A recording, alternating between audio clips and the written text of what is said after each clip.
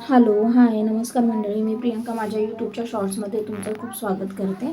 तर आज मी घरच्या घरी सोप्या पद्धतीने बर्गर बनवणार आहे. त्यासाठी मी एका पॅनमध्ये तेल घेतलं आहे, एक छोट्या आकाराचा कांदा कापून घेतलेला आहे, 2 मिरच्या आणि अद्रक लसूणची पेस्ट टाकून ते छान प्रकारे मसाला फ्राय करून घेतलेला आहे. 4 ते 5 बटाटे शिजवून घेतलेले आहेत, 2-3 गाजर शिजवून घेतलेले आहेत.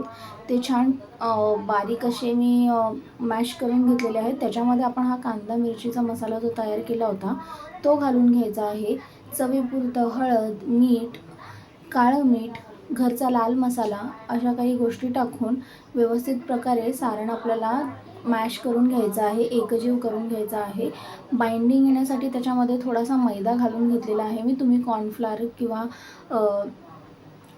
गव्हाचं पीठ वगैरेही घालू शकता. त्याच्या छान टिक्क्या बनवून घ्यायच्या आहेत.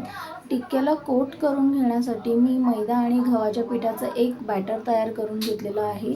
त्याच्यामध्ये त्या टिक्क्या डीप करून घ्यायच्या आहेत आणि ब्रेड क्रम्समध्ये त्याला कोट करून घ्यायचं आहे. ही मेथड तुम्ही 2 वेळाही फॉलो करू शकता टिक्कीला आणखी छान क्रिस्पीनेस येण्यासाठी. तेलामध्ये छान अशा फ्राय करून घेतलेल्या आहेत गोल्डन ब्राऊन होईपर्यंत. बघू शकता तुम्ही किती सुंदर कुसकुशीत टिक्क्या झालेल्या आहेत.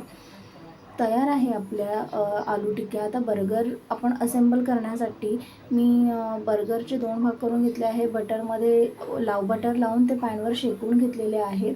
कांदा, टोमॅटो आणि कोबी ह्या भाज्यांचा उपयोग करणार आहे मी. आणि चाट मसाला, सॉस बनवण्यासाठी मी टोमॅटो केचप आणि मेयोनीज याचा वापर केलेला आहे. बघू शकता तुम्ही. याच्यामध्ये तुम्ही आवडते सॉसेसही घालू शकता. माझ्याकडे घरामध्ये हे अवेलेबल होतं, ते मी यूज करून सॉस बनवून घेतलेला आहे. आता बर्गर असेंबल करण्याची बारी. चला तर मग करूया. त्याच्यासाठी मी बर्गरचा एक भाग घेतलेला आहे बनचा. त्याला मी मेयोनीज जे आपण सॉस बनवून घेतला होता ते लावून घेतलं आहे. त्याच्यावर आपली सुंदर बनलेली टिक्की ठेवली आहे.